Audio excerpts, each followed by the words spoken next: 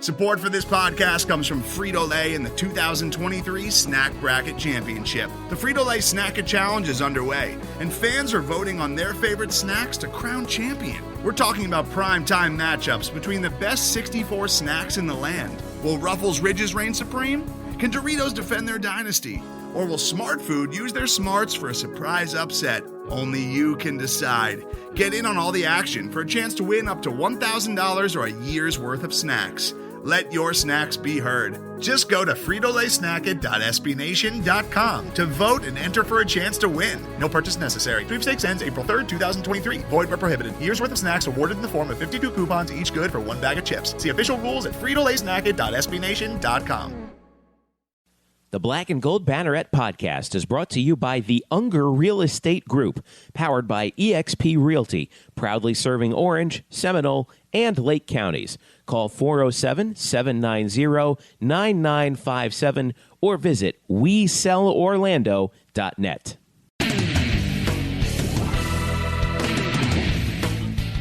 Welcome to the Black and Gold Banneret podcast Summer Sessions. I'm Jeff Sharon along with Eric Lopez, and we continue our look back at some of the greats of UCF sports history with yet another UCF baseball great. We had Mike Maroth on our show a couple weeks ago, who's kind of, the first really big UCF pitcher in the late era to make a splash in baseball. And now we have yet another, Jason Arnold, who pitched at UCF from 1997 to 2001.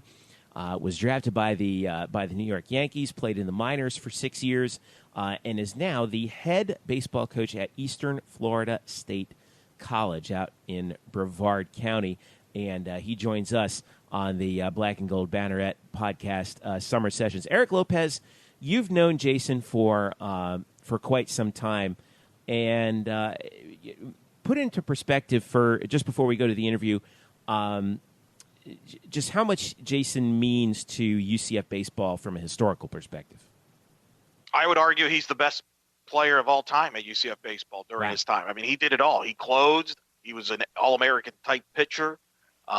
He was part of arguably the best team in the history of the program in 2001 when, honestly, if they had better facilities back then, that was the first year of the stadium opening, but it was not suited to host. At least that was what we were told.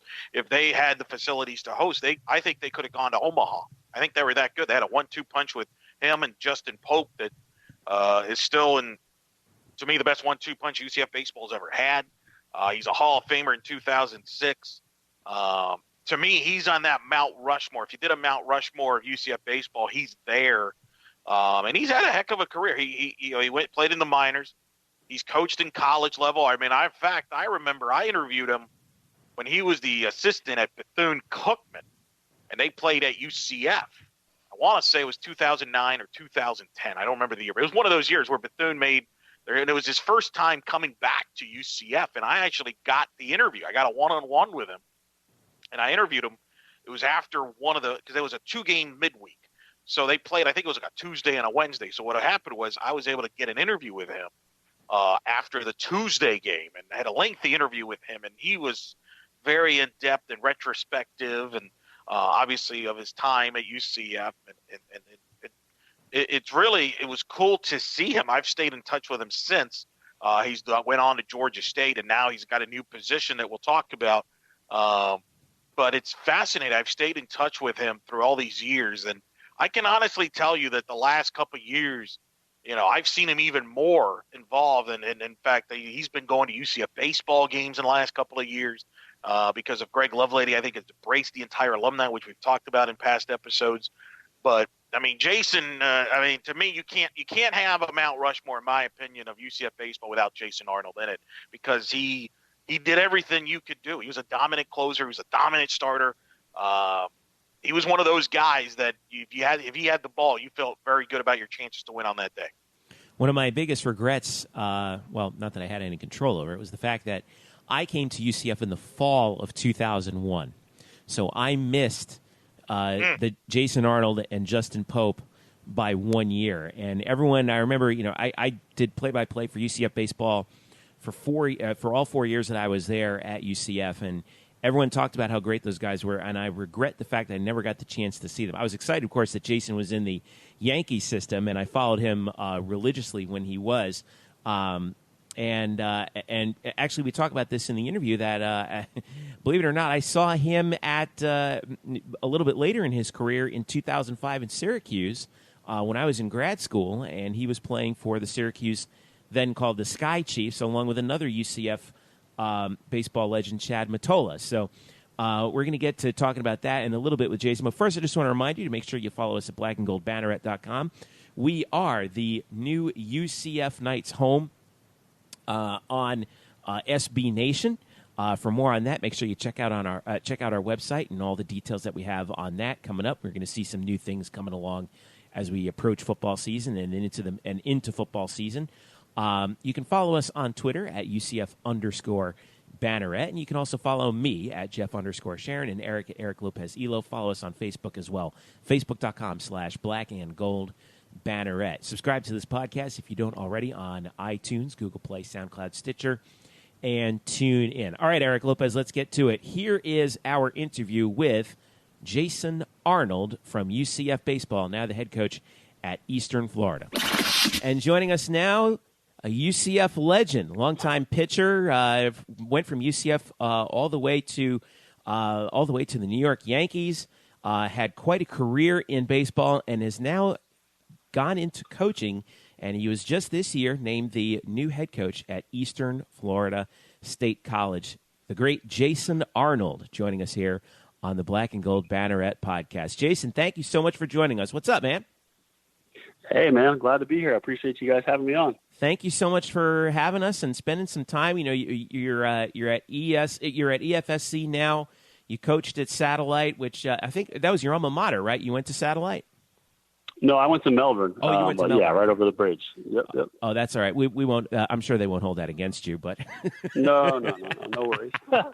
But yeah, let's tell us first of all about what's going on over at EFSC. What kind of stuff are you doing? I know when you're the head coach of a team at that level, it's like you got to wear a bunch of different hats. So, and when we called you, you said you were working on like fixing the fence or something like that. So, so how did it all come about? Yeah, really was happy at Satellite. Just had been named the athletic director there. Really wasn't looking to move or anything. My family and I, we decided to kind of walk away from college coaching 6 years ago when we left Atlanta and Georgia State. Just thought it was time commitment was a little much for raising a young family, and we really wanted to come back home. We have a huge family on both sides that live right here near where we live now. Didn't stop coaching because I didn't love coaching in college. I just thought that the high school move was better for us at the time. And then, when this job came available, it seemed like it might be a perfect fit for, kind of feeding back to the competitive side of getting back and coaching in college while still not having to move and having our family all here together, growing up together. We got 13 grandkids that live within a mile of each other. Wow. So that's pretty unique. It just, after meeting with the AD and the president, it just seemed like a great fit for me and my wife and our kids. And here we are getting started. Kids came back to school here on Monday, so they're already here. Trying to give them a few days to get their feet underneath them. And yes, sir, you got it right. We're wearing all kind of hats, learning how to do everything there is, recruiting and travel. And yeah, we're fixing L screens and just doing everything, just trying to get our feet underneath us. And, really excited to get started with the guys on the field though. What got you into coaching? What was it that, as far as even going back to when you were in college? I know you've been through Bethune-Cookman and Georgia State, but you're still obviously invested in the coaching side of things. What was it that got you interested after your playing career? I mean, I think it's something I always knew I was going to do, no matter how far my playing career took me. Working with kids is something I knew was going to be where my career took me. And, the gifts that, God's given me on the baseball field to be able to use those to help mentor kids and, try to help them achieve some of their goals. It was a natural fit for me. And, the day I walked into my manager's office in Provo and told him I wasn't going to play anymore, I knew I was still going to, teach, coach, and do something around the game and something around kids. when you look at I wanted to, who influenced you as far as your style of coaching? Did you have influences as far as your kind of your philosophy when it comes to coaching and how you treat the players? Yeah, for sure. I would say that the biggest influence that I've had over, my years as a player and then as a coach, still being probably my greatest mentor, is Craig Cozart, who was another UCF guy, was there for a very long time as a player and a coach, was my pitching coach when I was there. He's head coach at High Point now. We were in contact all the time, and he taught me the right way to do things in a lot of ways, especially when it comes to pitching. Coach Bergman was a legendary example for me on what it means to lead young men. And then I got to work for Coach Frady and Coach Melendez, who are both very successful college coaches and very different styles. And I was able to take a little bit of each side of those things from those guys and kind of, really put it into what we're trying to do today. And really the backbone of what it is as a style is just, you're going to make mistakes. You're going to do the wrong things at times, but at the end of the day, you just show these guys that you care about them and that you love them. And at the end of the day, they're going to play hard for you. And, you're going to get them prepared for whatever it is they're trying to do next. When you look back at your UCF career, Jason, what would you say would be your fondest memory? That whole senior year, had a lot of kind of downs after my junior year draft, and things didn't go how we wanted to, and just really thought I wasn't coming back. And then deciding to come back, it was the greatest thing that ever happened to me. It was we opened up the new stadium that year, and we won over 50 games, top 10 team, and I'll still say it's the best team that UCF ever had. Some other teams might want to argue that, but I don't know if they have a case against us. Playing with Justin Pope that year and what we were able to do pitching on back-to-back nights was really fun. Our offense was extraordinary. But just that whole experience of coming back for my senior year really just, changed the entire experience that was already exceptional into something that, it's one of the, it's up there with my favorite places to be in the world, for sure, that UCF baseball field. I know that you mentioned a few of your coaches, but what about some of your teammates at UCF? How many of them do you still keep in touch with these days? Yeah, I keep in touch with a good number of them. I was the best man in Justin Pope's wedding there. It's been a while now, but he's still doing his thing, coaching also. And Bert Clark is a local guy that was a freshman when I was a senior. He's now a principal at a school here in Brevard County. We talk regularly. Vaughn Sturtzbach was a guy that pitched with me at UCF as well, played with the Angels for a long time. Some of these guys now, we stay in touch because, they do a lot of work in their communities with, high school players, and, now they're calling me and say, hey, I got a guy here, I got a guy there. You should really come see this guy play. And that makes my job 10 times easier when you have these connections that you're, that you trust, that are now kind of feeding you players. It's pretty cool to see. You mentioned the 2001 team, which was, I agree with you. That was my first year in Orlando at UCF, and that was the first year of the stadium on campus being open. So you guys got to christen that with a memorable year. You dominated the conference. You were a top 10, top 15 team all year long. Had the facilities actually been more advanced, you probably would have hosted the regionals and supers. You and Justin were like the 1-2 punch. But what people don't realize is that year, Coach Bergman and the staff, they decided to make you a permanent starter because throughout your career, you were kind of a reliever and then a starter, and they kind of used you in both roles. But 01, they really let you go as a starter. Talk about that. Yeah, it was as a freshman, I closed that year and, had a great year, a bunch of saves and a lot of success.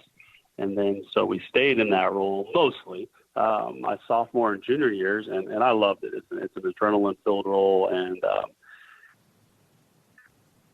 but we kind of figured after my junior year when we met with the coaches, it was about, we thought that one of the main reasons that the draft didn't go as we hoped was that, I didn't get to show enough innings, and, when I was closing, I would pretty much just come at guys with fastballs, and I didn't necessarily learn or get to show that I could actually pitch. So, we thought it was a good decision for not only the team, but for me to move into a starting role where I could kind of say, hey, I'm not just a thrower. Here's some other stuff that I can do. So that turned out to be a great move, obviously, as well. I would say that I preferred closing for sure, just because of the adrenaline factor and all that. But that last year sure was a blast, no doubt. So you talked about your the draft situation that you had, where after your junior year in the 2000 amateur draft, you were drafted in the 16th round by the Reds, and you said that didn't quite work out. So after your senior, you went back into the draft, obviously as a senior, and you were picked in the second round. It worked out for you. My question for you is, if you could, for us mere mortals who can never experience this, how difficult is that decision to leave a draft offer on the table and come back? Because I would imagine that here's a team that's still saying, "Hey, we want you to come on board," and it takes a lot of bravery to say, "Sorry, guys, I'm not going to do this. I'm going to go back to college." How agonizing was that? Yeah, that was a very trying summer, to say the least. I think it took a lot of confidence shown by my coaches and teammates and myself that I could do something to become better and still have that opportunity, if not a better opportunity. And maybe a little bit of ignorance even, not knowing the whole process at that time, which worked into my favor, I think, obviously. But it was a tough decision, but really what turned the corner for me was the idea I knew how good we were going to be my senior year, and I knew that the stadium was opening. I knew that we had a chance to do something that would be really memorable, and that made the decision a little bit easier and more clear for me. You and Pope, obviously, synonymous. I mean, you both are the two of the greats in the history of the program. I spoke to Mark Daniels over in the spring, where I was doing a feature for Black and Gold Banneret about some of the greatest performances, and he says through all his years of doing UCF baseball and UCF sports in general, that one of his memorable performances was in the regionals at South Carolina when Justin Pope in that Saturday game, not because of the stat line, but what was at stake, being a winner's bracket game, the environment, and the fact that you had to come in and relieve the day before against Princeton in a wild game where you guys had to come from behind to pull that out. But he said that with that team and that performance by Pope and you two together was some of the most memorable years of him covering UCF. Just talk about Justin and what made him special. Oh man, that guy was a bulldog. He didn't give in for anybody. His intensity was not matched on the field. He was better prepared than every guy he went up against. There was no way he was coming out of that game at South Carolina. And, the way things went down and, Princeton got a huge lead on us. And, I'm sitting in the dugout in my tennis shoes, and I had to sprint down to the bullpen and, get those cleats on and finish the game, which ended up going, I don't even remember, 12 or 13 innings. So I ended up throwing almost 6 innings. We pitched probably 5 or 6 guys that day before they decided to go to me. And then, Pope kind of knew, hey, if we want any chance to win this regional, I got to throw the whole game. And I don't even want to know what the pitch count was that day. But he got the job done for us. And then the next day, we had to get beat twice, and we lost a tight one, the first game 9-8 or something. And basically we're sitting in the locker room between games there, and the coaches are over there agonizing, just saying, who is going to pitch this game? There was nobody left. And that's when I just put my cleats on and told them that I want to pitch. And so we went on, 1 day rest after throwing 6 innings on Friday, or 5 2/3, something like that. And then I started the second game on Sunday. And, I thought I gave us a chance for sure. I pitched well, ran out of gas for sure. I think I threw into the 6th inning again that day. That weekend was kind of a microcosm of what we were all about. It was him taking things to the next level, finishing that game for us. And it was me, taking the ball and not being worried about anything, but just trying to give our team a chance to win. And things are different these days. That was 17, 18 years ago, and the draft was that next week. you'd have a lot of people second guessing us doing all that the week before the draft nowadays. But we didn't care much about that, man. To be honest with you, we were worried about trying to win that regional, and it was unfortunate it didn't happen for us and for Coach Bergman. But it was still, like you said, that was a heck of a weekend and a lot of fun for sure. Did you guys feel as a team that you were shortchanged by not being able to host, or did it even cross your mind? Because I feel like if that was today, you guys would have been hosting. Like Stetson did. Without a doubt. Without a doubt, we would have. With the facility that's in place there now, oh yeah, that would have been. We were ranked 7th in the nation at the time, so it wasn't like we were barely a 1 seed. We were, yeah, man, definitely. I don't think that the players thought about it too much, after the fact and years later. Listening to the coaching staff talk a little bit about it, and now being on the coaching side, yeah, I understand more what a big deal it was to not get the host. But we were excited just to go there. But as you can well imagine, being the 1 seed at the University of South Carolina is not much of a 1 seed. If you know what I mean. Let's take a quick break. We'll be back with more with Jason Arnold after this. The Black and Gold Banneret podcast is brought to you by the Unger Real Estate Group, powered by eXp Realty. Sam Unger and his team proudly serve Orange, Seminole, and Lake counties, specializing in buying, selling, and new construction. He's a very proud UCF graduate, class of 2006, and he's got a special deal going on right now for the 2018 football season. Night fans, if you work with Sam Unger as your realtor, he will rebate you up to $750 at closing. So if you're ready to buy a new home or sell your current home, upgrade or downsize, Sam and his team have you covered so you can find the right home at the right price in the right location.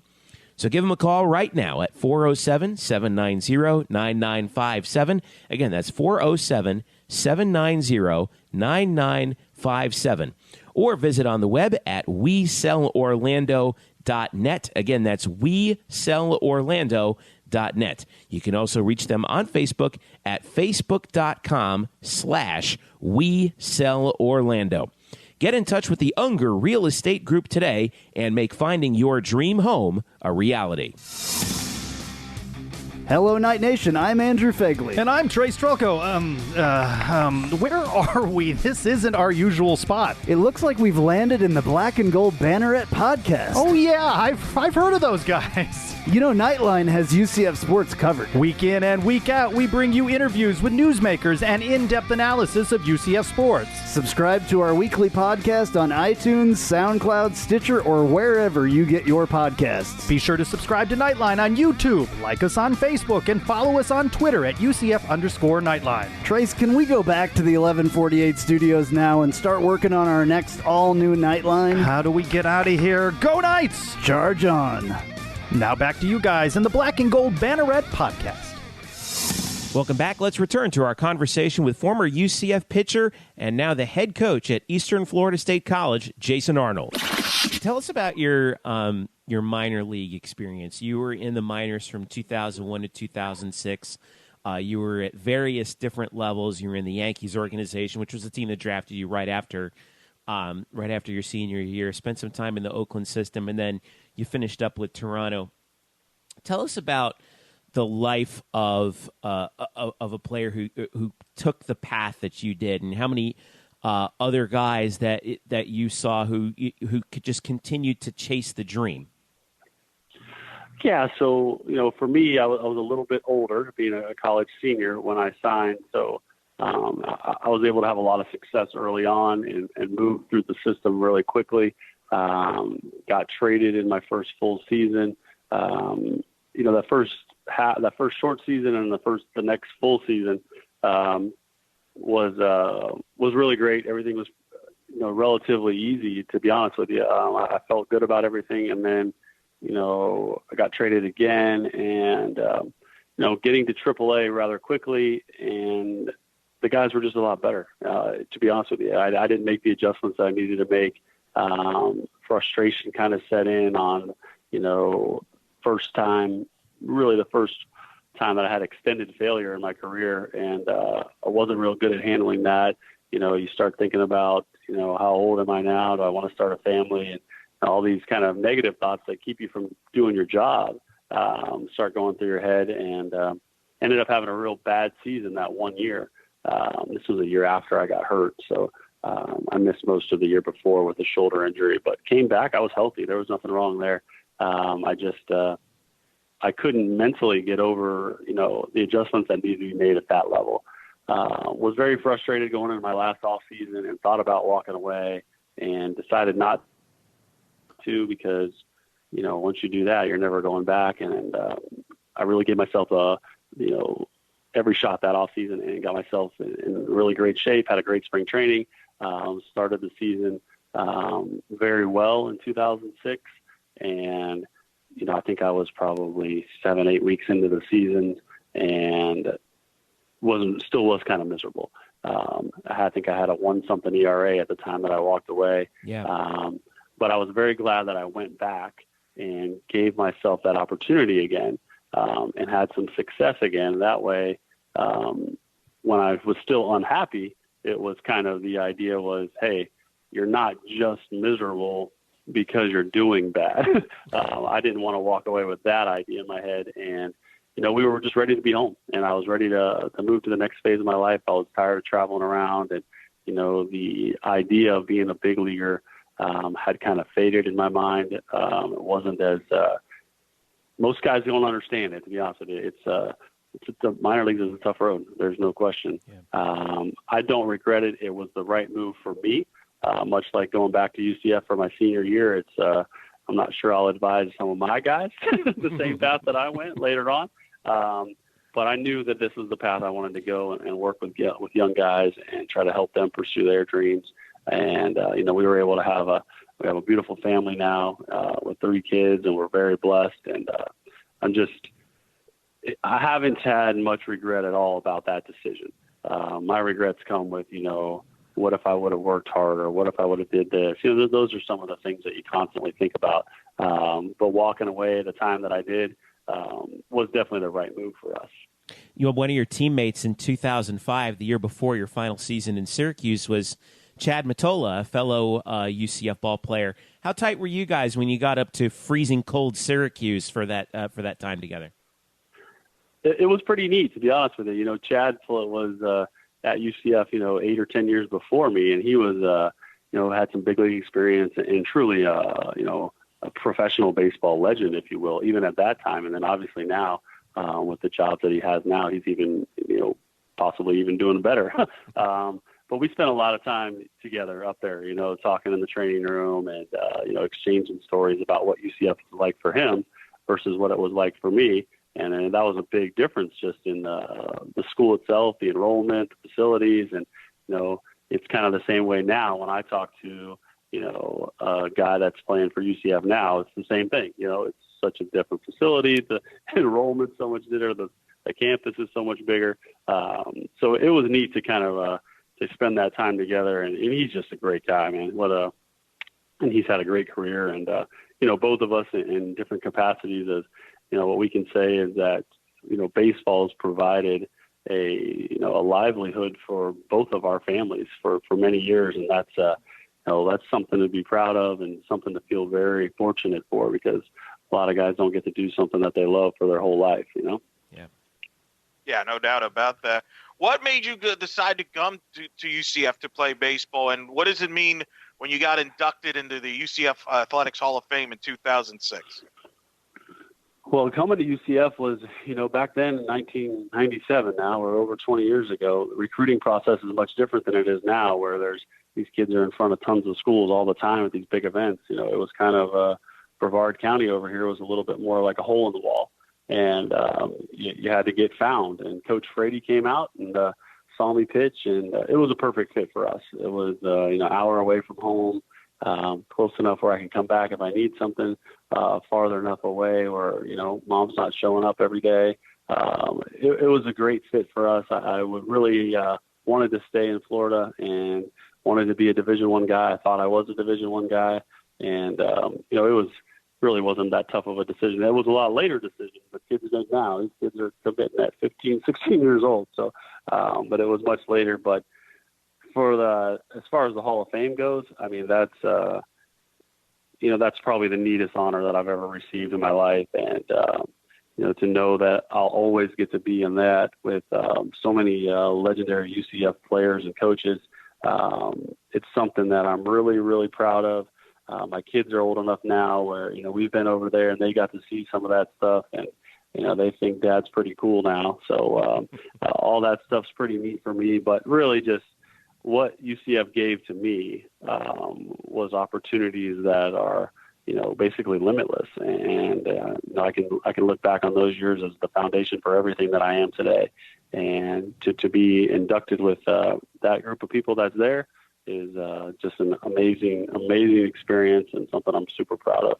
We're going to wrap up here in a little bit because I know you got to go. But I guess maybe our last question, we'll wrap up with this. You've met up with Greg Lovelady a couple times. He's been very active, obviously, in the baseball community in Central Florida and reaching out to alumni, which I think is, Eric and I both think is pretty cool. What are your thoughts on where the UCF baseball program is now, and what do you hope to see from your alma mater in the coming years? I'm excited about where they are right now. Obviously finished in the year on a little bit of a down note last year after a pretty good season. The season before was super exciting with low expectations. What Coach Lovelady has done is and I think I can speak for all of us UCF baseball alum, is he has brought something that was so important to us for so many years back into our lives. He's included us with so many things, some decision-making things, some events for us, open door to practices and games for us and our children and our wives. For the first time in a long time, these last couple of years, I really feel like I'm back home at UCF. I've been to more UCF baseball and football games the last 2 years than the 10 years before that combined. He's done a remarkable job. That's what I hope for these guys. I hope that the next time we talk, I can't say that the 2001 team was the best team of all time. As much pride as I have in that, I hope I can't say that for much longer. I think that these guys are poised to win a regional very soon. And then, as you know, once you get to that super regional, anything can happen there. So I don't think they're far off at all. They're playing in such a great conference now that it's, they're tested week in and week out. It's close. I really believe that, and I really do feel it's close. And hopefully one of these years I can say, all right, so we're the second best team of all time, and that'll be okay with me. Here's hoping you're right. The great Jason Arnold, the head baseball coach at Eastern Florida State College and a UCF legend. Real quick, Jason, before you go, how can fans keep tabs on all the stuff going on with the Titans? Yeah, we're all on social media and Twitter and all that stuff, and then check out our website, efsctitans.com, and then we're also, hopefully we'll be sending some guys your way. We got some kids here that we can hopefully develop and get ready to play over there for Coach Lovelady and the Black and Gold, and kind of get that pipeline and connection running here pretty soon. Cool stuff. All right, Jason, thanks for spending some time with us. Hopefully we'll see you in the spring coming around UCF baseball again. Yeah, I really appreciate it. Thanks for having me on, guys. Our thanks once again to Jason for his time and his insight. Just so awesome to talk to. And by the way, that Twitter handle, for those of you who are wondering, Eastern Florida State College Titans Sports is at EFSC Titans. That's EFSC Titans. And you can follow the baseball program at EFSC Baseball and followed by the number 1, EFSC Baseball 1. So, wow, we covered a lot of ground on that one, Eric. But what do you think was the what do you sort of feel like you recall the best out of some of the things that we talked about with Jason? Well, I'm in this camp. I always felt the 01 team was the best baseball team they ever had. Now, obviously, some would argue for the 2012 team that was a win away from winning the regional in Coral Gables. That's a tough call, man. Some might say a couple of years ago when they won the American Conference in Lovelady's first year. But I'll tell you that, you mentioned at the beginning of this about you just missed that team because you arrived in the fall. I arrived in the fall of 2000. I moved to Orlando, and that was the first baseball season. And that was when the stadium opened, when Jay Bergman Field, which was called at the time, opened. And I remember I was there for opening day against FIU, and I remember going there because I started going to school at the time. And I remember it was like, wow, this is kind of cool. This team is kind of winning every game.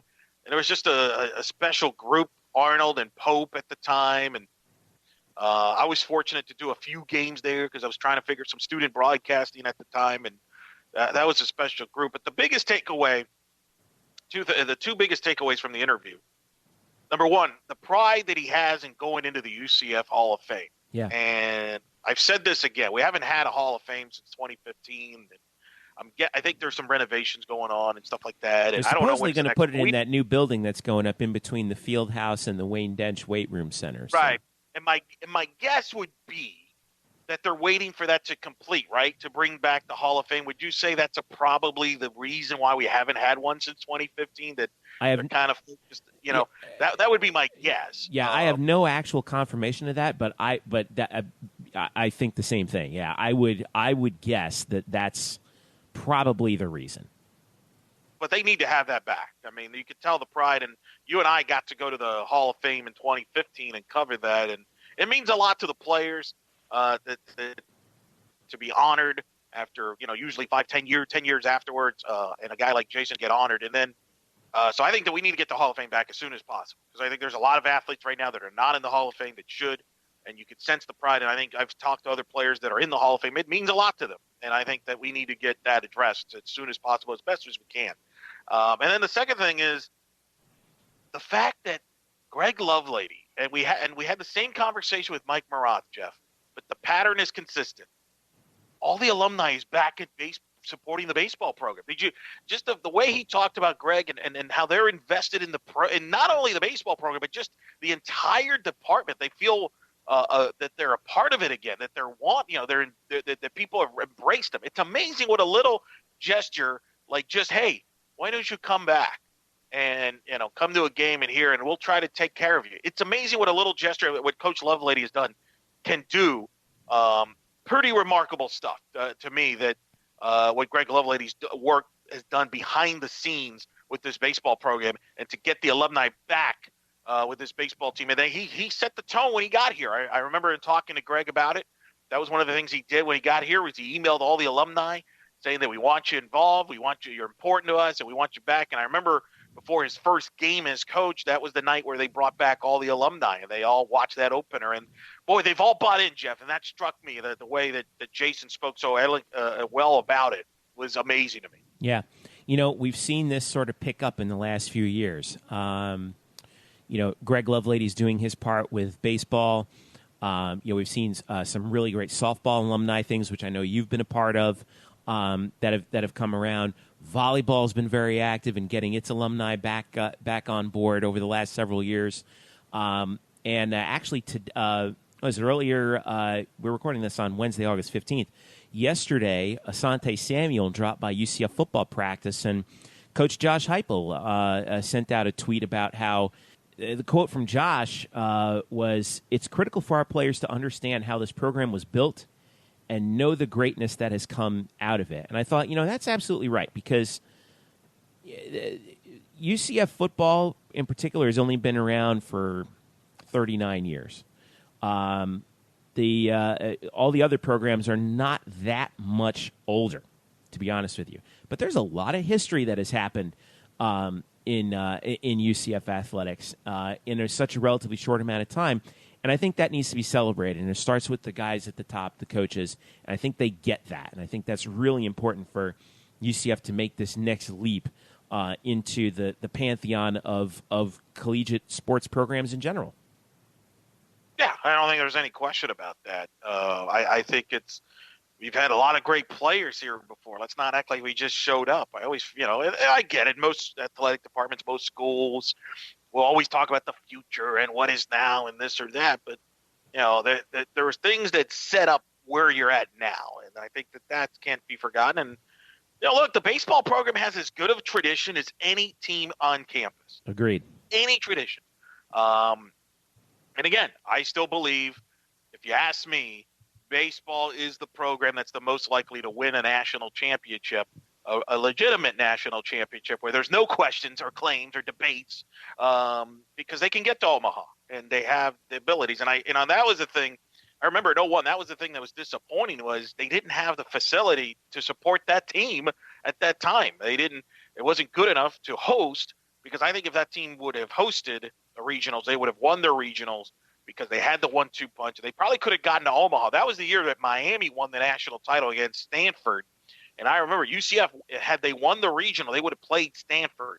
And that was they had the super regionals, a 2 out of 3. I would have taken my chances with Pope and Arnold pitching game 1 and 2 in that super regional. I always felt that the regional hurt them a little bit more, especially being on the road, as he talked about at South Carolina. But I really thought UCF was one of the best teams in the country that year. And I think if they would have had the facilities to host that year, or they could have figured out a way to host like many schools do now, and maybe if they had the facilities they do now, as they have enhanced on that, they would have been at Omaha and maybe playing that Miami team for the national championship. Yeah. I mean, that was we've seen it before. It just takes a couple breaks. I feel like UCF just hasn't quite been able to get the breaks that it needed in order to, in baseball in particular, to make that happen. But sometimes you catch lightning in a bottle. And I know I keep referring back to this, but look at Fresno in 2000 and in 2007. Look at Coastal Carolina just a couple years ago. Stony Brook, I think just last year. It just takes the right breaks happening. UCF didn't get the breaks in 2001. Maybe they will soon. All right, let's wrap this thing up here. One thought. I think, and Jason brought this up.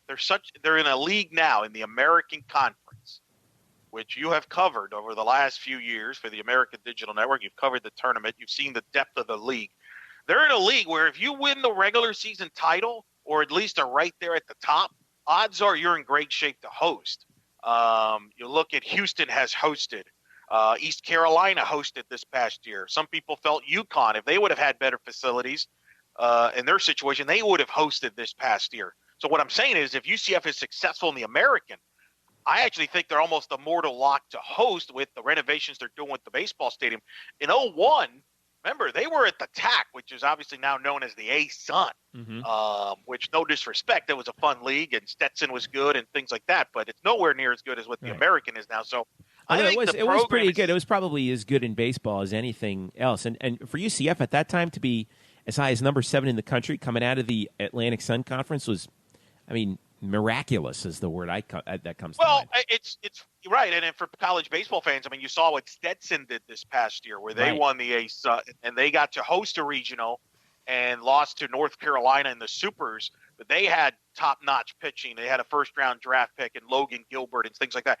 This Stetson team this past year was kind of like the UCF 01 team in a lot of ways. And I feel like in a lot of ways the UCF 01 team paved the way for this Stetson team, who has the great stadium, which you have called games at, Murching Field in DeLand, which many believe is one of the best baseball stadiums out there. And they were able to host. And I hope that, and obviously with John Giuliano, and he's obviously invested money, and they're investing in the press box and all that stuff. You hope the payoff is that when this team's in a position to host it, it gives them that, because it does. If you host, you have a better chance to go deep in the postseason. There's no doubt about that. And I do believe that they got the right guy in Greg Lovelady, who has won everywhere he's gone as a player and as a coach. And I think, to me, UCF's in a good shape here. And I think a lot of good things are happening. As you mentioned, it's just going to take the right click, the right bounces in a given year. And I think UCF is in the right direction in that regard. Cool. All right, so as we wrap it up here, once again, we want to thank Jason Arnold for, again, his time, his insight, and all that he's done throughout the years in baseball. It seems like UCF was kind of attached to his name wherever he went, and it was great to talk to him. And thank you, Elo, for getting that set up. I know you've had this in your back pocket for quite some time, so I'm glad we got it done. Me too. I'm glad we're the home where we get a lot of the former players, all the sports coming back. Mac Marath, we've had a chance to hear from. We've had Jermaine Taylor on. I mean, you name it, we've had them on here, and we'll continue to have some and sprinkle in throughout all year long as we obviously get ready to cover the current sports that are going on. So football season starting, but it's good to kind of always talk to the guys that are in the past, and we'll continue to do that. Don't forget women's soccer starting up too on the 19th, this coming Sunday. So my God, it's happening right now. So, all right, let's wrap this thing up. Make sure you follow us at blackandgoldbanneret.com. We are SB Nation's home for UCF sports. And follow this podcast. Subscribe to us on Google Play, iTunes, SoundCloud, Stitcher, and TuneIn. And follow us at UCF_Banneret on Twitter and Facebook.com/blackandgoldbanneret. That'll do it for this summer session with Jason Arnold. For Eric Lopez, I'm Jeff Sharon. Thanks for listening. This has been the Black and Gold Banneret Podcast.